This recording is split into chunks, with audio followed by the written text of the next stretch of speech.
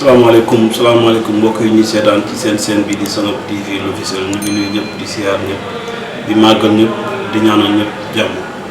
Sanok TV dellusiwaat na tey ci seen émission bi ñuy wax gindeeku ak askan wi tey jii nag ñu war a dalal benn kilifa bu mag boo xam ne kenn dootu ko présenté dinañ ko bàyyi nag mu présenté wu waaye nag moom nekk nit koo xam ne day teewal Saalum yi day teewal goxam day teewal gox bii di Médina Sabakh ak di ko wër.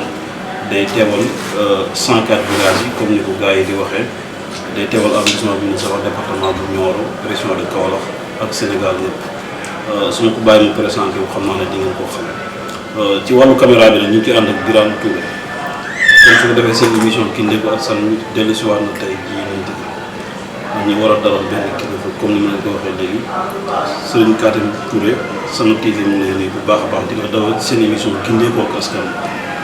waaleykum salaam wa rahmatulah waa Sanok TV ñu leen di nuyu bu baax di leen siyaare di am kontaan bu baax a baax ci ñëw bi ngeen ñëw seet si ñu pour ñu waxtaanee la xew ca gox ba di am nag kontaan bu baax beneen boo xam ne nii gis nañ Sanok TV nan la ñu wanee la xew ca gox ba lu bëri lu réeroon ñu koy fësal te loolu muy lu am solo ñu xam itam coono yi ngeen ciy daj yëpp ba mu jaral leen ko ñu leen di ñaanal. bonne continuation waaye di leen ñaanal sa Sanok TV nekk télé bu mag a mag jërë ngeen dëgg la Katim Touré gannaaw bi nga dalalee Sanok TV fii ci sa diwaan muy sa kër ñu lay dalal ba tey ci émission gindeeku ak askan wi gis nañ ne yaa ngi teewal Médina Sabakh ak li ko wër waaye gis nañ ne yaa ngi teewal benn dëkk bu ñuy wax Kër Seet léegi ñu bëggoon xam Kër Seet nag fan la toll ci arrondissement Médina Sabakh commune bu Médina Sabakh département bu Nioro boo doon ñëw tey Kër Seet fan ngay jaar ba yegg si foofu noonu. jërëjëf wan lay jaar baax di wax ne Kër Seet la ñu dëkk fa la ñu juddoo fa la ñu yoroo suñu waajur itam fa la màggee doonte juddoo ma Kër Seet mu ngi nekk ci arrondissement bi Médina Sabakh nekk département Nioro bokk ci commune bu Médina Sabakh nekk diggante moom Médina Sabakh 5 kilomètres sooy dem Kër Seet soo jógee Ndiba Ndiayène Kër Mor Kane mi ngi ciy teg croisement Kër Seet mooy nekk à gauche ci xay yi soo jógee Médina Sabakh di dem Nioro croisement Kër Seet soo passé Dongoro passé xur bi moom nga ciy teg mooy nekk à droite ci xay yi foofu mooy Kër Seet Jëbu. Kër Seet Jëbu. Kër Seet Jëbu waaw. Kër Seet yi ñaata lañ. waaw Kër Seet yi nag bëri na am na Kër Seet Jëbu am na Kër Seet Jëbu. Kër Seet Jëbu moo ne ci côté Nioro Kër Seet Jëbu mooy nekk foofu. Seet Jëbu nag moo ko sancoon waaye dafa demoon ba gent ku ñuy wax Kadiman ci sanc ko sancaat ko mais bu mu koy sancaat ne du changer tur bi bàyyi rek ñu tuddee ko Kër Seet ba léegi moo waral Kër Seet Jëbu waaw. kon boo xoolee Kër Seet Kër Mor Kane Kër Katim daanaka dëkk yi boo xoolee ay mbokk lañ. dëkk yooyu yëpp ay mbokk lañ parce que ñi ko santoon ay mbokk lañ. Kër Katim ak Kër Seet daanaka amoo la parce que Kër Katim ak Kër Seet daanaka ñoo bokk lépp ndax ay mbokk lañ ay mbokk yu jege man Kër Katim sama bàjjen moom koy sëy sama mbokk yi bëri ñu nga fa Kër Bakka noonu Kër Mor Kane noonu ba Ndiba Ndiayène gox bi moom mën naa laa wax na la commune bi ñëpp ay mbokk lañ waaye surtout nag dëkk yi xaw a jege ñëpp ay mbokk lañ moo tax koo ci wax rek xam naa ñu bëri ñu fa dëkk moo tax ñu xam ne ñun ñëpp benn lañ moo tax su ñuy teewal duñ teewal Kër Seet rek waaye lépp loo xam ne nii manqué na ci dëkk yi ñu wër te xam nañ ne waroon nañ koo am danañ fexe di ko kaasal danañ fexe suñuy ut lenn ñu ciy boole dëkk yooyu pour ñu am ko parce que ñun ñëpp benn lañ. dëgg la Kër Seet boobu nga xam ne mooy Kër Seet Jëbu bëggoon nañu xam am na école bu nga xam ne mooy école français ba nga xam ne xale yi ñu ngi fay jàngee wala amul.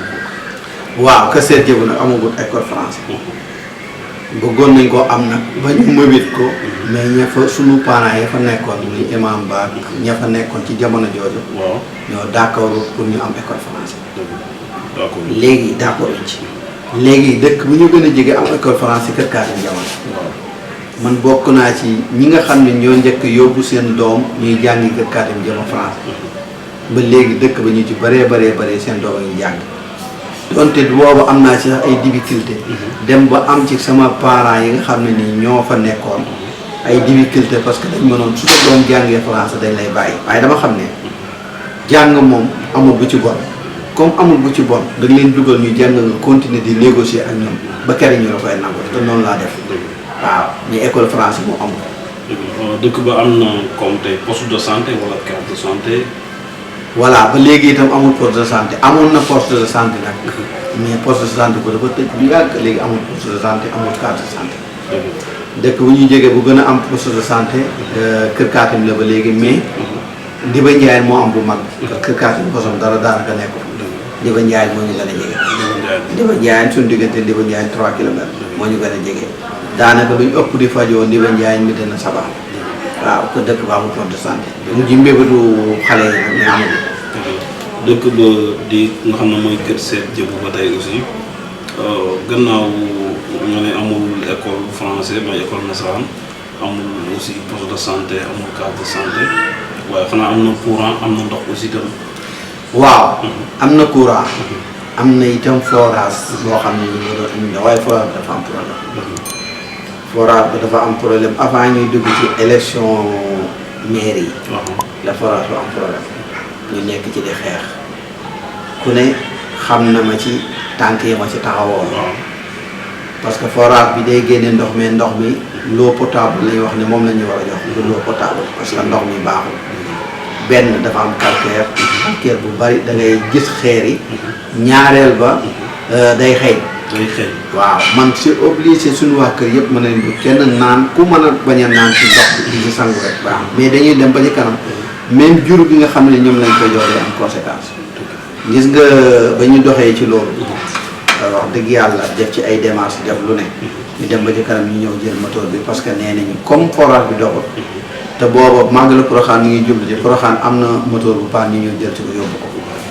bañ ko fa yóbbee booba léegi ñu ne ñun dañ leen barrage Ndiba ñu barrage ñu Ndiba mais Ndiba ñàkk gee attan bu mu ñàkkoon a attan gox bi ci côté boobu moo taxoon ñu defal ñu forage léegi nag dañuy toog une semaine boo xam ne nii 2 jours nga ci roog guddi nga ngay wax te du ñëpp ko man moo tax actuellement nii fi may waxee ak yow ñu ci bëree Kër Seet war naa mat ay 7 wala 8 su ma juumul ñu def ay mini forage seen biir kër yi di am ndox seen yoon nekkatu ci SDE te loolu moom du gañ maawu état parce que wax dëgg yàlla Kër Seet suñ daan xool dëkk yi ñu dendal yëpp la Kër Seet daan fay ñun daal ñu ko parce que la ñuy utiliser ci ndox dafa bari parce que Kër Seet dafa tuuti mais dafa soog dafa bari voilà léegi problème mu courant nag am nañ courant yàlla def na am nañu courant bu élection yi di jublu si la ñuy ñëw sampal poté ñu dem mu am ay retardement ba léegi ñëw nañ taal léegi nag alhamdulilah investissement yi commencé na lu bëri lu ñu ñàkkoon ñu koy am waaw gars yi yoroon ay machine métallique ñu ngay ñëw ñu yoroon ay machine yu dégg ñu ngay ñëw am na ay boo yu bëri yoo xam ne ñu ngi taxaw pour investir Kër Seet voilà parce que dafa jege tali bi aussi tamit te nekk dëkk bu mag te dafa amaat gannaaw yeneen dëkk yi voilà dafa jege tali bi te itam yàlla def na naqariwul génn souvent su may wax ak ñoom loolu laa leen da wax du dëkk sangam la mu soxla moom la Kër Seet soxla demeewul noonu Kër Seet soxla na poste de santé mais waru ci xaat il faut mu am ko ba dajale benn xaalis bi def ko ci parce que Ndiba Ndiaye sëriwuñu te yàlla defal nañu Kër Seet am na kër yu bëri koo ci fëgg tey mu yóbbu la ñoom ñëpp daanaka am nañu ay particuliers yu bëree nga fa kon problème mu santé dem faju ji du seen problème lu mu taw mën nga génn kooku alhamdulilah waaw loolu la léegi problème mu ndox boobu ci laa bëgg ñu ñëwaat tuuti parce que yàgg ngeen di ci xeex Ibrahima Touré bi dëkk Kër Kaatim itam yàgg na ci xeex am na yeneen politiciens yi doon ci xeex ku mel ni ay Dibos ak ñeneen ak dox na ci moom itam mais ba léegi nii problème mu ndox bi fan la toll seen i démarche fan la parce que man gëj naa dégg ngeen ci wax parce que wax ngeen ci nag li ngeen man def ngeen ci nag li ngeen man mais dama gëj a toog naa benn instant boo xam ne déggatuma ngeen wax ci dafa day waaj a am saafara wala fan la procédure boobu toll amul benn saafara wan li ci am mooy ndox mi baaxu doon jël nañu branche gi ci Ndiba Ndiayeen mais ba léegi amuñu ndox foo bëggee dégg dañuy souffrir lu méttee lu tax nit di yëkkati benn 2 millions wala 1 million 700 def ko pour am benn mini forage sa kër xam nga ne su fekkee ne am nga ndox doo ko def mais dañoo amul ndox amuñu solution te loolu ñu ci bëri ci dëkk ba di ko def du ñëpp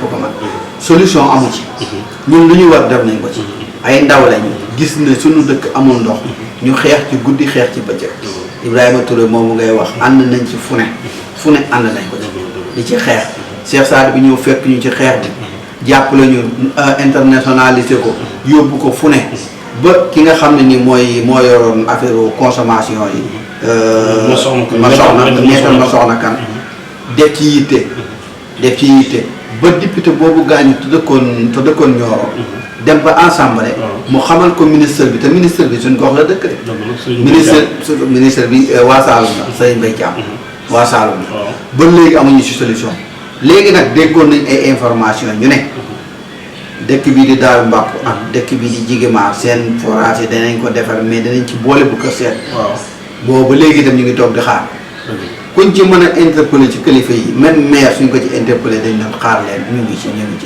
mais nag amul solution ba léegi Ndiba Ndiayeen lañ ñu branché Ndiba Ndiayeen attanul Ndiba Ndiayeen voilà da ngay toog une semaine boo xam ne ni 2 jours ngay am ndox te guddi gi ngay am ndox waaw léegi yow soo tabaxee sa kër defar ko ba mu rafet nga am salle de bain am lépp te kër seen wax dëgg yàlla xale yi ñu am jom lañu kër goo dugg am na salle de bain da ngay am salle de bain mais doon mosa sangu ci sas léegi est-ce que loolu normal loolu baaxul léegi nag looloo tax ñoom ñu am seen volonté am seen fulla am seen fayda yëgal si seen xaalis def seen mini forage donte état moo ko waroon parce que ndox moom état moo ko yore mais amul ñu ci bëri def nañ ay mini forage di nandal sax ñu leen jege ñoo xam ne duñu fay loolu pertement wu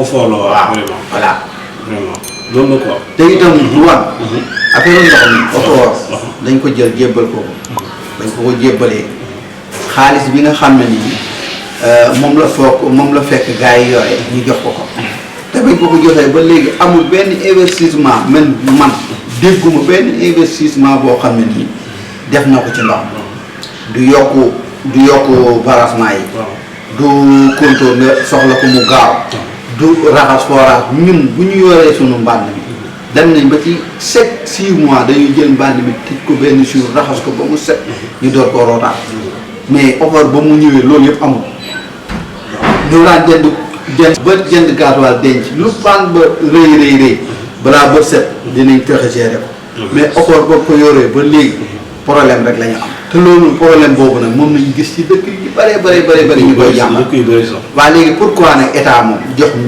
mbir benn nit wala benn société kooku gis nañ ne dafa am problème te duñ ci solution contrat ba ñu signé woon amul lenn luñ ci respecté ak askan amul luñ ci respecté ak askan amul sax koy waxal amuñu bureau benn xale bu jigéen la ñuy yebal chaque fin du mois mu ñëw teg taabalam nga jox ko añ mu jox ko rek mu engagé sa xaalis dem. waaw ça mënul continuer quand même. mënul continuer voilà. effort moom problème la ci dëkk village yi nekkul Saloum rek mais dëkk yu bëri ñu ngi koy kaas ñu ngi koy coow. xam naa loolu li ci gënoon mooy booloo. ba nga xamante ni ñëpp booloo nañ ñu am lu leen métti ci côté boobu noonu. système bi nga xam ne moom ñu ngi waajal campagne ak yooyu noonu. ñu boole ko ci programme bi wala ñu jël kenn koo xam ne benn candidat la bu porté ndax su gañee amee. mën a indi ay solution ci côté boobu. mbaa yéen a ngi liggéey ci loolu. dëgg la parce que nag dañoo nekk ñoo xam ne nii nag wan. dañoo naka de xeexal mooy Saloum. dëgg la loolu lay dëgg. waaw Saloum. dañoo naka de xeexal. dëgg la gis nga man tollu naa benn temps dañ ne. bu kenn fay. waaw mais ñeneen ñi dañuy yollee ko suuf dem fay. doo ko yëg. waaw léegi nag su la nit ki di xeexal pour yow nga am nekk ci confort. nit ki mu ngi Dakar. mën na sax bañ a yëg nangam même su ko ay wéy juróom di yëg. da ngay xam ni kii yow lay xeexal. ñun luñ mën ñu ngi ko ciy def. grâce à Cheikh Sadibou nag dama ci gërëm ci côté boobu. waaw Cheikh Sadibou moom ba léegi nii fi may waxee yow nii temps yi maa ngi jot ay audio yoo xam ne nii mu ngi kaas porté combat bi ba bis ni tey donte amagu ci solution mooy mu ngi porté combat bi te porté combat bi pour gox ba kese de pour offre fu mu nekk yëpp ñu xam ne wax dëgg yàlla offre la mu fa nekkee du dëgg du yoon loolu jeex moo tax état war na ko dégg. war na ko dégg. état war na dégg ñu mel noonu. parce que mbir soo ko déggee nii mu signé ak yow contrat ne la dinaa la jox l'eau potable. dinaa la jox ak si ndox mi dina yegg si ci kër. te loolu amul. mais war ngaa def taxaw nag seetlu. ne man kat kii joxoon naa ko te chaque jour maa ngi gis manifestation yi. waaye léegi lan mooy solution bi. mooy jëlaat ko wala nga jox ko keneen koo xam ne nii moo ko gën a mag. man de loolu muy ci sama gis-gis maa ngi combat bi nag ñu ngi ci. ñu ngi ci waaw ñu ngi ci. dëgg la beneen bi mooy gis nañ ne yow dafa mel ni yaa ngi bokk ci jàppoo suqali suñu gox. jàppoo nag benn mouvement la yaakaar naa mouvement bu mag la daal. am na beneen gox na sàmm suñu moomeel la ak yooyu noonu ñoom ñëpp ñu ngi ci gox la. mais ñoom ñu ngi def effort ci wàllu ndox moomu. waaw jàppoo suqali suñu gox ci membre yi la bokk. waaw wax dëgg yàlla bokk ma ci membre fondateur yi mais ci membre yi la bokk. te itam ci kilifa yi yàlla boole na ma ci. président léegi la ñuy wax téléphone. luñ man dox nañ ko ci xanaa côté ndox bi sax la ñuy wax waaye côté courant bi moom. courant ba compte ku fa yàgg tuuti xam nga ko. courant ba compte. voilà ku fa yàgg tuuti xam nga ko. loolu yëpp jàppoo bi dox na ci. problème bu ndox mi nag moom des nañ cee taxaw. mais nag dañ ci war a taxaw. dañ ci war a taxaw. dañ ci war a taxaw parce que. moo ëpp solo sax courant. ndox moo ëpp solo courant. te nag dafa am problème ca gox ba. xaw ma nan la ñuy def waaye waa jàppoo ñu ngi may dégg. war nañoo gën a taxaw ci ndox ñu xool gox ba dëkk yi am problème mu ndox yëpp ñu xool naka lañ ci taxawee. su jëree def manifestation ñu def ko. su jëree dem wax ak kilifa yi ñu def ko. waaye daal war nañ cee gën a taxaw. war nañ ci gën a taxaw waaw war nañ cee gën a taxaw. kon ñoom Aliou Touré Aliou Cissé bu Pakala ak ñoom Ibrahima Touré ak ñeneen. voilà ak Ibrahima mu ngi ci Ibrahima moom saa mu ngi ci quoi. Ibrahima gars yi bëri nag. gars yi bëri nag dañoo dem ba découragé parce que xeex bi dafa yàgg. dafa yàgg te ak gisaguñ ci solution. mais daal li wóor ba wóor mooy. gox ba yëpp am nañ problème mais Sénégal yëpp am nañ problème ak OFOR. ci problème mu ndox. loolu moom lu am dëgg la ñu dellu si waat ci beneen point aussi itam Katim Touré ñu ngi ko bëggoon laaj ba xam moom day politique wala moom politique bu dee day politique it nga xam ban parti la féetee aussi. voilà Katim Touré day politique. day politique. day politique. d'accord Katim Touré Pastef la bokk. Pastef la. ah. Katim Touré ci Pastef la bokk. d'accord Pastef mi dina sa wax soo ne Katim Touré Kër Seef xam nañ ma. Katim Touré Kër Seef. xam nañ ma. d'accord te itam. seen kii boobu ñuy wax Ablaye Ndiaye mu dëkk Sangap. nekk Pastef. Pastef Sangap mooy coordonné Pastef Sangap. man Pastef Kër maa koy coordonné xamante nañ bu baax. Pastef nag. day parti boo xam ne nii man dama ci yàgg adhéré. du léegi du gars yi di wax naan coow la yóbbaale man coow la yóbbaale man ba may gëm discours président Ousmane Sonko. bay dem suñu dëkk naan leen wooteel leen ko dañ ma naan yow nag lu ne yaa ko fi indi kii kenn xamu ko. kenn xamu ko waaw dëgg la. ci la jàllee prix forest. waaw prix forest. booba nag Pastef bii laa doon milité ma dem ba ca kanam nag ma ne xeexal sa gox. pour waxal sa gox il faut nga changer sa lieu de vote dem di wootee ci gox ba. pour lépp loo bëgg. nga ne nangam. ci laa changé sama lieu de vote di woote ji parce que di woote ji. Kër Seet. waaye ci Pastef laa bokk. waaw Pastef nga bokk kon yow daanaka ci Pastef patriote première heure yi ci nga bokk. voilà ci Pastef première heure yi ci nga bokkoon quoi. parce que dafa am vision boo xam ne ni moo nekkoon ci yow. après Sonko ñëw fekk si la ci. voilà maanaam yow da nga doon incarné patriote. yow kii. waaw yow toujours. yow xam nga. waaw dëgg la. dama am sama benn xarit bu may wax. mun na ma yow lu ngeen di jàppale Ousmane Sonko. ma ne ko fekkee waxtaanee foofu la. duñ mën a jubóo da nga naan lu ñu Ousmane Sonko di jàppale. man Ousmane Sonko moom fekk ci benn combat boo xam ne nii. mu ñëw ànd ceeg man ba ñàkk ci liggéey. kon moom moo ñëw fekk ma ci combat parce que man yàlla daf ma defal. musuma bëgg noter. musuma bëgg lu dul yoon. musuma bëgg ndëngate itam. gëm naa ne man lu ma la wax rek. loolu lu war a am la su dëñee rek yàlla moo ko war a ji. léegi nag ma gis ne sama gis-gis ci ni fi nekk di politique. ak li Ousmane Sonko di incarné moom la gën a jëlee ma dem ànd ak moom loolu la mais Ousmane Sonko moom moo ma fekk ci xeex moo tax fu mu toll nii ñun mun ñoo ko war a rendre monnaie. waaw xeex boobu xeexu gëm sa bopp xeexu nekk patriote bëgg Sénégal xeexu bëgg sa gox loolu Ousmane Sonko doon la ci fekk waaw dëgg la kon loolu sax dinañu may ñu xuus tuuti ci Pastef. duñ ci yàgg sax waaye nga am loo ci wax yow sa gis-gis par rapport ak situation bi ni mu demee nii. comme empêché nañ ko nekk moom du nekk candidat. ñu dem ba nga xam ne carte gi jaxasoo na. ñii di wax dañoo war a battre carte gi. ñu delluwaat ci processus électoral ba.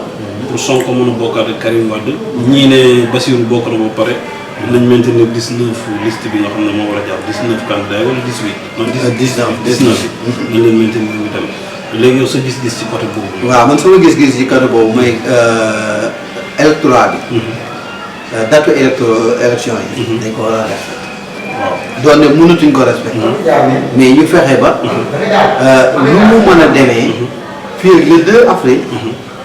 Macky Sall la def fi élection ba kuy gagné 2 avril mu dem. man loolu laa gëm. te loolu moom mënuñ koo def mukk Sonko bokk ci. soo bëggee dégg dëgg. buñ ko naree def Sonko mënu ci bokk. mënu cee bokk. suñ ko bëggee def. li ma gëm laa wax. Sonko mënu cee bokk. waaye nag Sonko comme moom yàlla defal na ko mu am vision waxul ne man su dul man rek kenn du def. waaw waxul loolu. waxul loolu de. parce que def nañ ko fi Karim Wade mu jàll.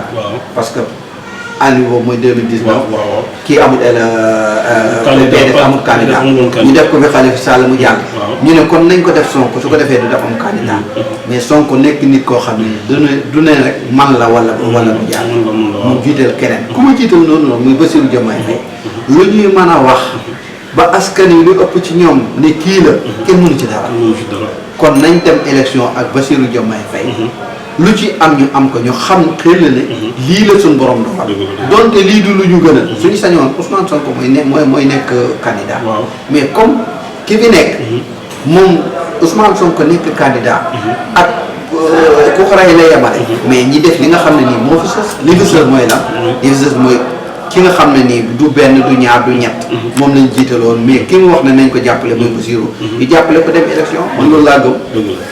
comme situation bi ni mu demee nii ak wax ji nii ak ni ñu jaxasee carte gi nii nga foog parce que foog mu demee ci xel su demeewul xel dina am jaxasoo entre biir ñu ne ci biir Pastef parce que ñu ngi naan dañu war a génne Sonko ñenn ñi seen biir ci côté APR peut-être ñu leen di manipuler wala dara ñu ne élection yi Sonko bokkul du élection te loolu waxuñ ko woon bu njëkk ñu xaar bu léegi ñu koy wax ba nga xam ne Bassirou dugg na ba pare léegi yéen situation boobu yow sa gis-gis par rapport ak nan la ci waa Pastef war a doxalee xam nga ni ñu ci war a taxawee fii may yow waxee yow nii ñu dem élection ak Bassirou Diomaye Faye moo gën fuuf ñu dem élection ak Sonko ci ñun waa Pastef laaj ma lu tax ci moment bi lu tax Bassirou Diomaye Faye am na ñu bëri ñoo xam ne nii mën nañ koo wooteel te duñ wooteel Sonko te képp koo xam ne nii nekk nga Pastef di nga wooteel Bassirou Diomaye Faye muy Casamance muy fii ci Dakar muy feneen ak feneen mais Bassirou Diomaye Faye su demee Saalum ak séeréer soosu lañ koy wooteel su Sonko demoon duñ ko wooteel loolu mooy dëgg am na ñu man ñu bëri ñu ma xam ñoo xam ne dañ ma ne su fekkee ni Bassirou la ñu tànn man dinaa ànd ak moom waaye suñ tànnee te duñu ay patriote ay Sénégal lañ nii rek waaw mais nag patriote yi ñoom yàlla defal na leen ki nga xam ne ni moom la Ousmane Sonko wax su posé candidat nu mu mën a demee dañ koy woteel kon ñoom loolu lañ xam ñoom day yaakaar ne Bassirou du jàll waa APR léegi nag ñu dem ba Bassirou jàll ñu naan amul xam-xam te mu génnee ENA ñu naan jàngut ñu naan amul expérience ñu naan yooyu yëpp ñuy wax amul solo xam nga li am solo mooy jub rek moo am solo gis nga réew mi manqué wut boromi xam-xam manqué wut ay expert manqué wut ay liggéeykat xam nga lan la naan ay njiit yu jub te loolu la ñu soxla ci ñoom loolu la ñu soxla ci Bassirou Diomaye Faye njiit yu jub la manqué njiit yu jub yooyu nag mu ngi ciy Pastef muy Bassirou muy Ousmane ku ci toogoon tey programme bi nga xam ne nii mooy bu Pastef moom ngay déroulé dégg naa ñi si bëri sax waa côté bi ñu naan waaw Bassirou su toogoon du jëlee seen programme day def loolu yëpp ay wax li ma gëm man loolu laa gëm dama gëm ne ay wax la man li ma gëm mooy Bassirou su toogoon lépp dañuy toogaat sur carte yow yaay président d'accord na président du am ku gën a nekk ci kawam loolu d'accord na ñun ñëpp waaye programme bi lii ak lii ak lii ak lii la ñu waxoon askan wi ba askan wi dénk ñu ko léegi programme bii lañ bëgg a doxal su boobaa dina ko doxal da koy doxal projet bi da koy doxal projet bi day continuer foofu am na solo aussi tam comme que yow Pastef il est temps aussi tam ñu dugg ci biir am na solo te li ñu ci développé am na solo itam ñu jàllaat ba tey comme que ñu ngi ci ba tey gindeekooku askan wi ñu ngi dalal tey Katim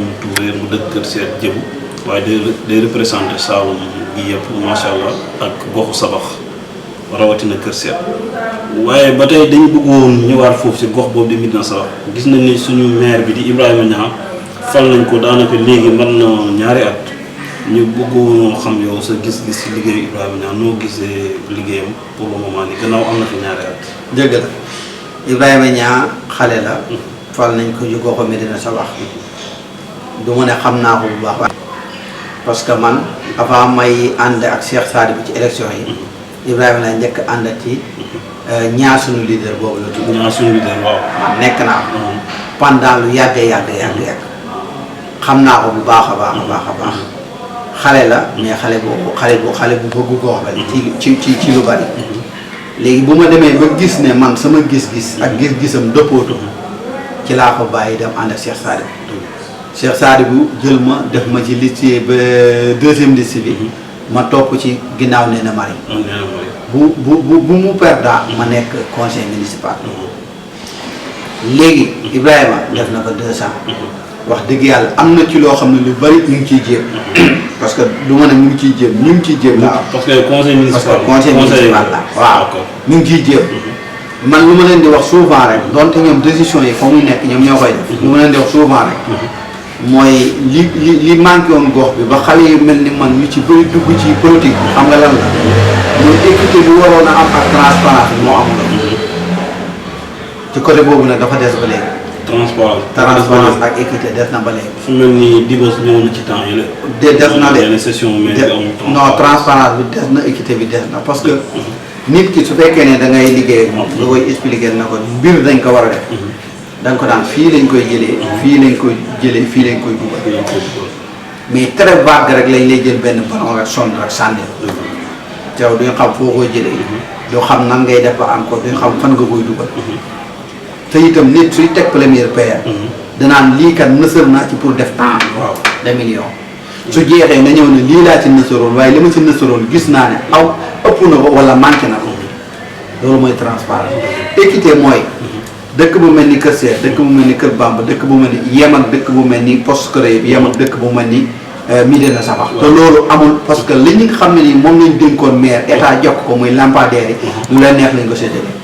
loolu dama taxaw ci conseil municipal wax leen ko parce que loolu laa gëm man doomu aadama mënuma teree wax li ma gëm mooy nu leen neex lañ ko séddale jéem nañ ko layal nag mais ci biir jéem a layal gi da ngay gis ne dañuy jéem a layal ba pare wëlbatiku dugg ci pax bi dugg ci pièce bi parce que premier jour dañoo introsé ki nga xam ne ni moo ànd na gars yi di samp mu ne ñun bañ koy samp dañ ne programme bii ñu leen jox su ngeen ko defee woon nii dañuy jël lamp yi yóbbu ko ma ne leen kay def programme bi di samp lamp ak kay yóbbu lamp du doon benn yoon ñaareel ba ma dox sama tànk dem bay kuy joxe lampadaire yi mënuma loolu amul kuy joxe lampadaire dem naa ba yegg fa ñu ne ma loolu amul lampadaire suñ ko defee xam nga pour ñan la dëkk yi amul courant pour mu leer ku la ne lamp ngi nii nga jël beneen lamp teg ko ñu jàkkaarloo nga ne kii état moo ko wax waxul dëkk benn ñaareel ba su fekkoon ne état da koy joxe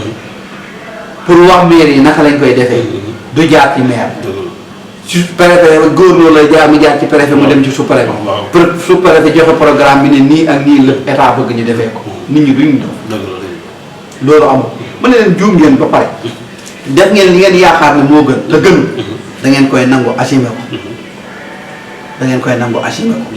donte nag damay wax loolu te yàlla tax mu ngi ci yoon mu ngi ci lu ne pour am ndam mu ngi ci lu bëri pour am ndam te am na lu bëri loo xam ne ni mu ngi koy def amu fi woon temps Ousmane Gueye dëgg rek tax may wax bëkki dem mu ngi séddale ay basan amu doon temps Ousmane Gueye te daara yi da ko doon jox te ci lañ bokk il faut ñu xam ne képp ku ne ci gox ba ci 58 village bi la ca mairie ba ci nga bokk comme ñun ñooy ndaw askan yi di sonal askan yi dañuy fexe muy transparence di am équité ñooy bañee ne dëkk bi nangam dëkk bi dafa tuuti dëkk bi wii la dëkk loolu amul parce que ñëpp yaa leen ko am ñaar yooyu daal laa gis mooy équité bi ak transparence bi des na mais liggéey bi ñu ngi ci lu ñu man pour am ndam parce que lu bëree bëri ñu ngi ko fi taxawal lu ci mel ni hôpital boobu war a am faalifa lu ci bëree bëri ñu ngi koy taxawal pour mairie bi am ci loo xam ne nii wax dëgg yàlla dinañ gis ne même su demee ba jegee fi dañ ne moo fi def lii muy daral bi muy lu bëree muy rajo municipal yi Médina Sabakh FM tout ça loolu yëpp dañ koy saluer mais li nga xam ne ni moom gis nañ ne des na muy équité ak transparence moom mooy lépp yore loo xam ne moomoo ko mbooloo mee ko moom voilà da nga ko war a leeral fi muy dugg ñu xam ko fii muy dugg ak fii la boo defee nit ñi gën a am confiance ci yow aussi tamit quoi nit ki soo koy defal moom la moom te informé woo defaloo ko voilà dëgg la loolu dëgg la kon Ibrahima Niane nañu dégg li ñu ko wax nii lu leer la parce que Diba Cheikh Sadibou Ba waxoon na ko Katim Touré mu ngi nii wax na ko kon mairie bi yi ci bëree bëri dafa war a leer soxla ñu ay buntu gumi kon ñu ngi leen di siyaaraat bu baax a baax di leen béggewaat di wax ne yéen a ngi seetaan seen émission bii di gindikoo ko askan bi tey nag ñu dalal Katim Touré kon ci côté mairie bi leneen loo ci bëggoon a dolli balaa ñu jàll ci beneen point. waaw côté mairie bi daal lu ma ci bëggoon a dolli mooy ñun ñëpp dañoo bëgg bu baax. waaw te ñun ñëpp ay ndaw la yoo xam ne dañuy sol suñu tànk. di xar suñu tànk tuba yi pour gox ba avancé te booba xamuñu ne sax. waaw danañ nekk conseil municipal. dëgg la Pape Touré Ibrahima Touré. man ak moom ànd nañ plusieurs fois. bindal ay dëkk ay demande courant. ba suñu dëkk yi ñu wër yëpp di ko déposé fu ne ñu dem. fu ñu xam kuy joxe courant. dem nañ. waaw loolu booba xamuñu ne dañ nekk conseil municipal. xamuñu woon ne ay affaire maire la. mais gox bi moo la ñëw te dañ nekk ci biir gox boo xam ne nii. muy goxu Médina Sabakh. ku fa nekk maire dangaa war a sant yàlla. xam nga lu tax. parce que xale yi fa nekk yëpp dañoo am jom. waaw soo ñëwee kër seet tey gi ma dëkk. nga ne gis nga quelques kër yoo xam ne nii mën na 7 wala 8 kër yoo xam ne nii ñu ngi def seen mini forage ci kaw. waaw nga war a leen a jox ndox war a leen taxaw pour ñu am ndox ñoom ñu defal seen bopp ndox. mais kooku naka neex naa jàppale. wax dëgg yàlla kooku neex naa jàppale. kooku neex naa jàppale. ku lu mel noonu soo ko amee jiwoo. da nga koy doxal. beneen bi dafa am gox bi ressources yi parce que gox. du rek yaa ngi amee xaalis ci fonds de dotation fonds de concours yooyu déedéet. yow lan nga créé loo xam ne day indi xaalis. muy doon ci sa fonds propre yoo xam ne day dugal xaalis. dafa des. par exemple garage boobu ñuy wax ne dañ ko war a def diggante poste créé ba nga yegg kii nu mu tuddul après Kër Ngatan dëkk bi Kër Laay. pour groupe auto di fa gaare. pour mu jural mairie bi dara depuis fu ne wax na ko. yaa ngi ko ci projet sax. bokk na ci projet mais nag su fekkee ne yow bokk na ci sa projet. réalisé ko premier at bi. deuxième at bi réalisé ko soo ko réalisé troisième at bi daanaka da ngay am pertement bu bëri. loolu luñ ci mën a taxawee nañ ci taxaw. ba loolu am poste carré am sécurité parce que loolu sécurité poste carré parce que poste carré léegi soo ko nekkee. oto yi xale yi di jéggi pour nga jéggi gis oto buy ñëw jafe na parce que oto yi fu ne la ñuy gaare te foofu soo ko defoon def fa ay place su la neexee da def fa benn saaru hôtel boo xam ne ni ku bëgg fanaan def fa garage def fa lépp ñëpp dafa toog di fa jaay parce que njaay moomu ñuy wax naan poste bi dañ fay gañe konom dañ fay dem rek pour jaayee fa loolu moom pertement bu rëy la moo tax la maire maa ngi ko ciy woo fu mu ci mën a toll te nag mu bañ ko jox privé comme ni ñu ko proposé woon naan dañ ko bëgg a jox benn privé na ko mairie bi séeréer boppam di ko liggéeyal boppam muy dem ci mairie bi man loolu laa gëm ndax lépp day dellu si waat ci biir lépp day dellu si waat ci mairie bi loolu yëpp bëgg nga njëriñ ñu wax bala aussi tam quoi kon ñu ngi nuyu ñoom Ahmed Visa aussi tam ak El Hadj Momad ñoom ñu xam ñu ngi ci mairie bi vraiment ñoom itam ñu ngi ànd ak monsieur le maire di liggéey bu rafet ak yeneen conseils yi fa nekk yëpp ñoom Mour Bamba Thiam waaye Momadou Fam de Costa Touré waaw ñu ngi leen di siyaar bu baax a baax ñooñu ñëpp ay jàmbaar lañ waaw Visa nit ku dëggul nit ku bëgg dëgg la nit kuy défendre li mu gëm te man loolu laa gëm dañoo xaw a niroo ci côté boobu day défendre lu mu gëm Momadou Bamba Thiam nit ku baax la Costa démb rek la ñuy wax mu demoon suñu dëkk pour affaire l'autorisation yi ñu war a def pour waxtaan tout ça mais nag li nga sentir moom da ngay ak li nga gëm da ngay fexe rek di ko wax man li ma gëm dama koy wax même groupe bi ñoom xam nañ loolu ñoo xam nañ ne man li ma gëm dama koy wax dama koy défendre su fekkee ne la ma gëm nag am njuumte la après su ma demee ba xam ne lii am njuumte la mën naa d'accord waaye début bi moom dinaa ne lii laa gëm te man développement laa gëm man gëmuma politicien gëmuma loolu développement laa gëm développement ba léegi aussi ci côté boobu noonu muy ci wàllu suuf xawoon na nekk ay coow ci côté boobu noonu mu ngi am saafara comme que conseiller nga ci mairie bi. waaw mu ngi am saafara. côté suuf. suñu waxante dëgg. dafa nekkoon moom. jógee na ko ba li fi nekk nii. képp kuñ ci jox suuf. këyit yu leer lañ lay defal. suñu waxante dëgg rek te yàlla tax. Ousmane Gueye lam fa def ci affaire suuf moom bari na. dëgg la ñun suñ dëkk. taawu Aliou Gueye lotissé nañ. ñu ne gisuñu plan de lotissement yi Ousmane Gueye ñëw na jàppoo ma interpellé ko. ñu invité ko Ngoyane TV ma interpellé waat ko. laaj ko mu ne ma gisuma plan de lotissement yi. su ma gisul plan de lotissement yi. mënuma ko accepté ne lotissement am na. ma ne waaw comme Aliou Gueye ba mu koy lotissé. da ko yàlla yërëm. booba fekk ne mu ngi fin mandat. da ko lotissé suuf rek. ñu teg ci élection mu perte. demul te lépp luñ fa lotissé woon ba ci tali bi. gars yi génne seen 15 000 joxe. te ba léegi amul. léegi bu Ousmane Gueye ñëwee ñu doon gauche droite. dégg naa sax. waaye nag du ma ko confirmer parce que xaw ma dégg naa sax Ousmane Gueye di lotissé waat naa ko. waaye boobu man Katim Touré yëgu ma ko. démb rek wax naa ko ñu fa ñëwoon. waaw ne leen deuxième lotissement boobu ñuy wax. man yëgu ma ko man. yëgu ma ne Ousmane Gueye ba mu fi ñëwee lotissé nañ dëkk bi. waaye léegi nag li ma bëgg mooy suñ lotissé dëkk bi. léegi amoon lépp.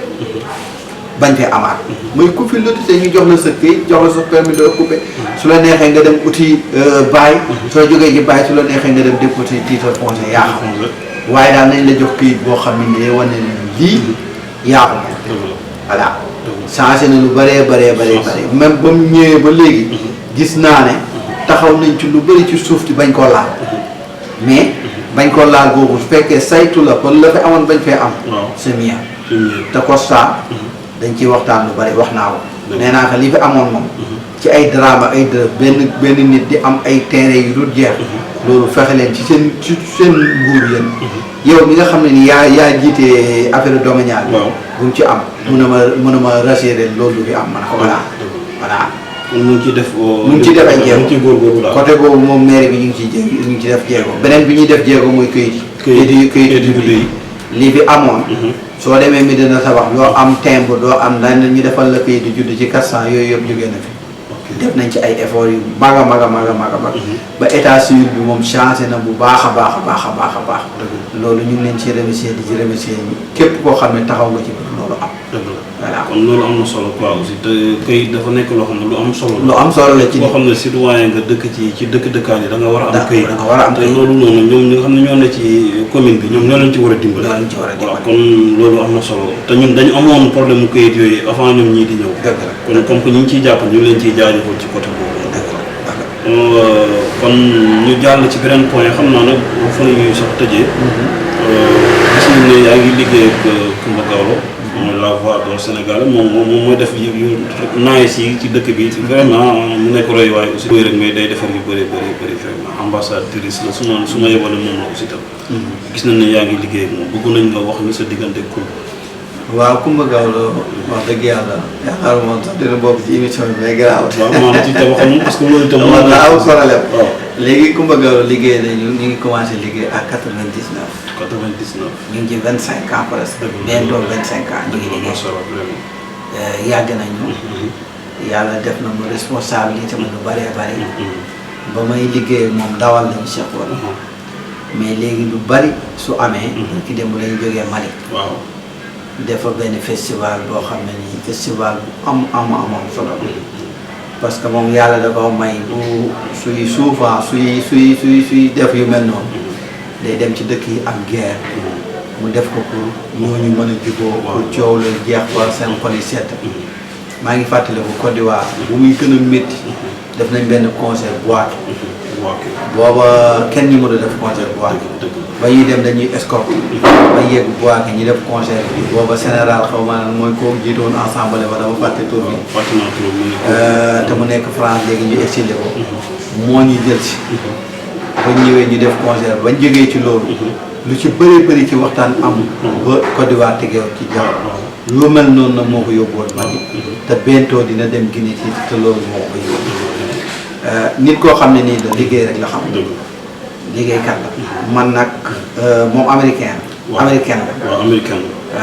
du ñëw mu ne yow jàngu amoo benn niveau bi duma la jox benn responsabilité bi déedéet day xool li nga man mu jox la ko man essai yi kii def rési man maa toog ci kawam di def rési de scène mooy installation bi mooy lépp installation mise en scène son bi lumière yi lépp ci loolu laay liggéey lu ci bëree suñu amee concert du ma ko dawal damay ut ko ko dawalal jax benn boy mu dawalal ko man ma dem liggéey ci loolu nag ci qualité bu mu qualité ci man looloo tax loolu am moo tax concert bi am Mali lépp dama ko doon transmettre à jàppoo pour xamal leen ne seen doom bu nekk fii lu mel nii lay liggéey te liggéey bi rafet na te ñëpp kontaan nañ ñëpp kontaan nañ ci loolu fierté la pour ñun ñi nga xam ne ñu dëkk ci goxu Médina Sabakh bi ak li ko wër parce que bu ñu amee ku mel ni ñun muy liggéey ak benn international mu ko yóbbu fu ci dëkk yu bëri di ko responsabilité ci yenn bagages yi nga xam ne c'est technique yenn logistique yi mu koy jox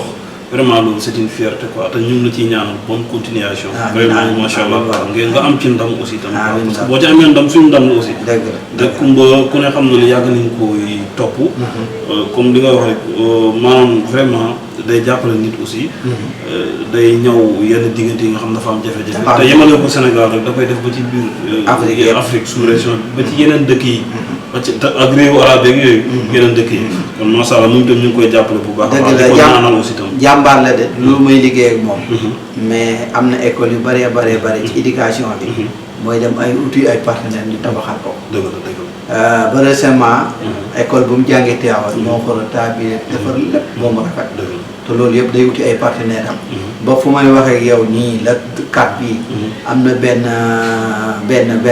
immigration bi war a def benn école bu nekk Pikine bi war a def ambassade Japon ñoo ko war a def ambassade Japon boo war ko def nag leen di lay wax ne la ñuy def lancement bi su ko defee ñu commencé liggéey ak moom su ambassade bi defee moitié moom day dem moitié su ko defee école bi normal kon kuy woy dee rek di dem déedéet kuy yëngu ci éducation naka la ñuy def ba xale yi jàng surtout xale yi jigéen ñi naka la ñuy def ba xale yi jigéen ñi ñu leen di néewal doole di leen sàkku di leen nangam loolu jeex bi ci lu bëree ci lu mel noonu moo tax mu nekk ambassadeur pour bara loolu tax gars yi fal ko muy liggéey ONG yu bëree bëri ONG ñu mel ni PNID ñu mel ni ñu ci bëri waa Oxfam ñu ci bëree ñu liggéey ñoom voilà léegi nag ñu nekk ci wetam wax dëgg yàlla mu responsabilité ñu ci lu bëri ñu ko ci sant bu baax a baax di ko ci gërëm parce que ñun amee nañ ci expérience boo xam ne nii même suñ fa nekkatuloo xam nañ ne am nañ expérience boo xam ne nii grâce à moom la moo tax ñu ngi ko ci gërëm bu baax a baax mu am benn plateforme mu am benn rajo boo xam ne mu ngi ko tuddee FM te loolu mu ngi lay tekkil ne femme da ci am wàll enfant xale da ci am wàll musique aussi da ci am wàll te loolu noonu da ko jël pour représenter ci yu bëree bëri maanaam nekku fi pour boppam daal voilà dafa nekkal pour ñi fi waa Sénégal yëpp waa sous-région bi dëgg la FM boobu comme ni nga ko waxee daje de la femme ak xale yi la ak musique moo tax mu ne FM yàlla mu def nopp itam responsable logistique FM lépp luy logistique muy micro muy casque muy lépp buy génn man maa koy organiser suy dugg maa ngi kii ne kat kii yóbbuwoon ne lii indi na ko su taabal amee problème wala émetteur bi amee problème maay dem moo tax man technicien yi laa gën a xamante ne ñooy sa waay ku ci mel ni Abdoulaye Léon Ndoye Ndoye ñëpp xam nañ ko am na kii rajo AG la ku ci mel ni Maba ku ci mel ni gars yi bëri waaw Maba moom la moo nekk Sen TV gars yi bëree loolu tax man ak ñoom ñu xamante su amee problème bu technique suñu mën a rajo bi kat mu ngi suuf fekk wala moo Abdoulaye Ndoye ànd ak sama responsable parce que rajo bi nag am na ki responsable ki nekk directeur bi ñu dem xool lan la suñ demee suñ ne lii la ñu changé nangama comme Katim ñu ngi lay sant la gërëm di la jaajëf émission bi jeex na bu doon dafa am loo bëgg a dolli xam naa li ñu war a wax sax bëri na mais dañu calcul temps beeg yooyu te fi mu toll nii ñun xaw nañ fi guddee ñëw jël nañ sa temps yëpp amul problème bu dee dafa am loo bëgg a tënk rek lii ma bëgg a dolli rek mooy di leen sant waa Sangat TV xam nga lu tax da ngeen di lu métti loo xam ne ni soo amul financement doo ko def te wax dëgg yàlla lépp loo xam ne ni ca kaw ba ñu doon umpee léegi yéen a koy wane ak ñu mel ni yéen moo tax dañ leen di sant bu baax a baax a baax a baax a baax a baax ci yitte yi ak daw bi ak lépp pour la xew ca gox ba ñu koy xam lu am solo la muy màggal yi muy gàmmo yi muy lu màgg ndox muy nangam seen émission bi man dama koy suivre Birane bi souvent dama koy woo moom na ko Birane bi naa ma ne ko seen émission bi seetaan naa ko lii laa ci noté lii ak lii ak lii Birane TV Moussa mu ngi door a ubbi rajo bi comme am naa ci connaissance yi bëri dama ko daan wax ci suuf dama koy woo na ko tey di dégg naa seen reportage bi nangam mais reportage bi lii laa ci gis connotation ak lii ak lii ak lii Moussa dama jërëjëf loolu nag mooy fierté bi ngeen nekk ca gox man loolu moo tax may def loolu parce que Birane mi yàgg naa ko wax na ko wax dëgg yàlla yeneen ci lu métti maa leen di gërëm di leen sant parce que gox ba man pour man ku defal gox ba rek man nga defal parce que man moom yàlla def na damaa bëgg gox ba damaa bëgg gox ba am na yenn kii yoo xam ne soo fa nekkee mënoon nga dem ba fàtte gox waaye man du ma def loolu damaa bëgg gox ba moo tax lépp loo xam ne nii mooy jëmal gox ba kanam man maa ngi ci waaw maa ngi leen di gërëm baax jërëjëf monsieur Katim Touré nga xam ne mu ngi tëdd kër Seet Jëbu ci diwaanu Saloum nga xam ne bokk ci commune bi na Sabax département bu Nioro waaw wax dëgg yàlla aussi tam ñuy def liggéey bu am solo di représenté Saloum wax dëgg yàlla et puis mu nekk fii di liggéey ak Coumba Gawlo nga xam ne Coumba Gawlo kenn doon ko présenté ci musique ci musique bi mais ak ci social ak yeneen yu bëri macha allah aussi buñ ne Katim aussi xam-xam màcc ci wàllu communication wàllu technique logistique macha allah loolu moom yàlla def na ko vraiment ñu ngi koy sant bu gërëm ci émission bu nice bi ñuy def nga xam ne ñu mu ngi recevoir fii ci këram aussi itam ñu ngi gërëm yeneen gars yi nga xam ñoo ñu suivre ñëpp ñi nga xam ne ñoom suñuy internautes lañ dañuy suivre dañuy conseiller comme ni Katim bi def ñoom itam souvent bu ñu gisee émission bi ni muy doxee dañ ci wax seen xalaat nii la wala du nii parce que ñun itam loolu lañ koy bëgg am na ñoo xam ne mën nañ leen ñu commentaire mën nañ leen ñu woo ñu téléphone lii leen ko defee nii la wala du nii te da leen koy nangu parce que ñu ñuy seetaan ñu leen ëpp droit fii te ñun ñii ñoom peut-être ñoo ñu ëpp gis-gis ñoo ñu ëpp xam-xam aussi kon moo tax mbir mi ku nekk na ko jàpp rek ne lii sa yëf la lépp loo gis ni muy doxee rek bu jaaree yoon waxal su ko defee ñun tam ñu xool ni ñuy taxawee comme ni ko Katim mi defee ak ñeneen ak ñeneen ñoo xam ne ñu ngi koy def aussi tam ñu ngi leen ci sant di leen gërëm di wax ne kon Birane li nga wax ni Birane dañu koy wax ne Katim mu ngi encouragé mu ngi wax lii te loolu tam dafa nekk lu am solo quoi ñu ngi sant di la gërëm di la jaajëfal di la ñaanal di la wax bonne continuation merci di kontaan ci suñu technicien bi nga xam ne mooy Birane moom moo yore wàllu caméra bi ak montage yeeg yooyu ñu ngi koy sant di ko gërëm di gërëm suñu équipe Sangat TV yëpp vraiment ñu ngi leen di jaajëfal di leen wax ba beneen yoon incha allah ak seen émission gindee ko ak askan wi daa leen jëf merci voilà jërëjëf